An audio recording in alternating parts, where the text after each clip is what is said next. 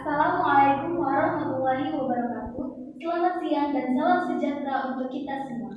Perkenalkan, nama saya Tengku Aditaningsih, mahasiswa aktif program studi Pendidikan Bahasa dan Sastra Indonesia Universitas Negeri Medan. Saya akan memaparkan hasil penelitian saya yang sudah terangkum dalam artikel yang saya ikut sertakan dalam Seminar Nasional ketiga Program Studi Pendidikan Bahasa dan Sastra Indonesia PBSI Universitas Negeri Medan. Adapun judul artikel yang saya ikut sertakan adalah Tindak Tutur Ekspresif dan Direktif pada acara ILC di televisi edisi 5 Maret sampai 8 Maret tahun 2020. Adapun bab 1 pendahuluan yang melatar belakangi masalah pada penelitian kami ini yaitu tindak tutur ekspresif dan direktif pada acara ILC. Yang kedua, penggunaan bahasa antara Karni Ilyas sebagai pembawa acara dengan para narasumber ataupun antara narasumber dengan narasumber.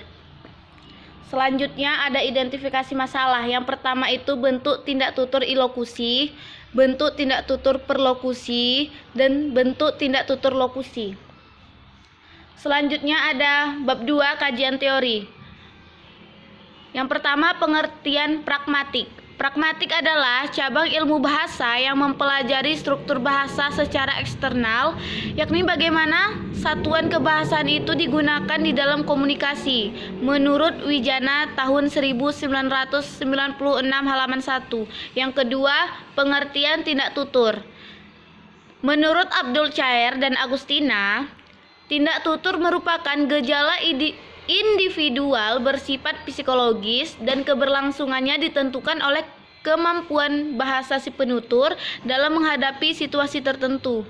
Yang ketiga, pengertian ILC.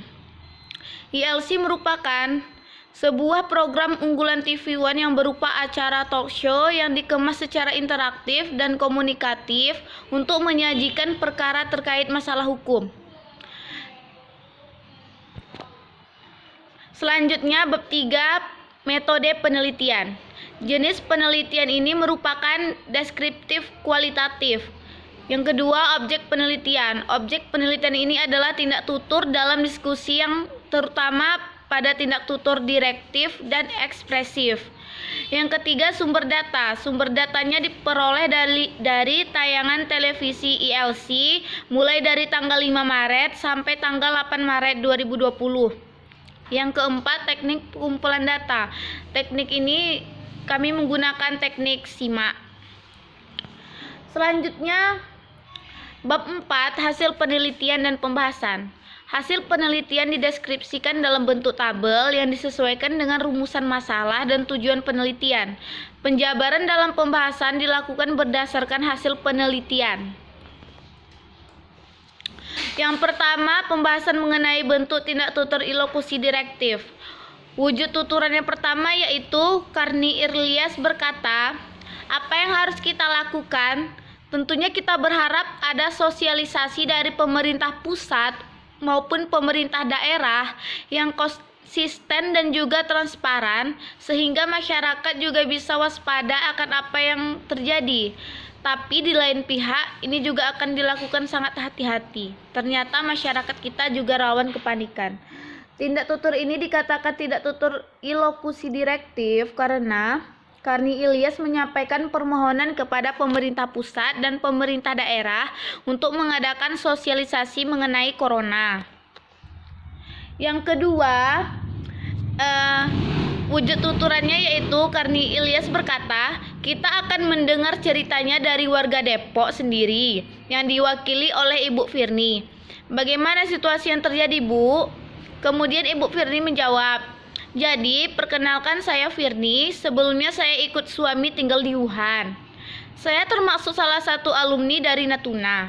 Kebetulan selama saya di sini di Indonesia, saya tinggal di rumah kakak saya.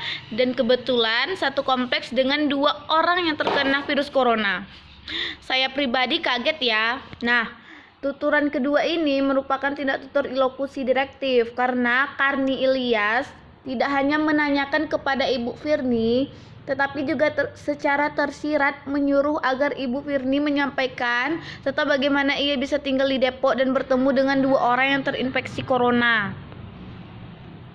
Selanjutnya, pembahasan mengenai bentuk ilokusi ekspresif. Salah satu wujud tuturannya yaitu Karni Ilyas berkata, "Sekarang saya ke tenaga ahli mewakili pemerintah." Kemudian Dhani Amrul Ihdan menjawab, "Assalamualaikum warahmatullahi wabarakatuh. Yang terhormat Bang Karni Ilyas, yang terhormat para narasumber, yang terhormat para tamu undangan dan pemirsa dimanapun berada." Nah, tuturan ini dikategorikan kepada tindak tutur ekspresif karena Dhani Amrul mengucapkan terima kasih kepada Karni Ilyas yang sudah mempersilakannya untuk berbicara. Selanjutnya, tuturan kedua yaitu Karni Ilyas berkata, "Baik, mungkin kita harus ke Pak Catur. Jadi bagaimana Pak Catur? Apakah angka-angka tadi masih sama atau sudah berubah? Dan kira-kira apa yang terjadi di DKI Jakarta sebenarnya?" Lalu Catur Laswanto menjawab, "Baik, terima kasih Pak Karni." Nah, tuturan ini termasuk tuturan ilokusi ekspresif karena secara langsung Karni Ilyas mengucapkan terima kasih dan Dhani Amrul Ihdan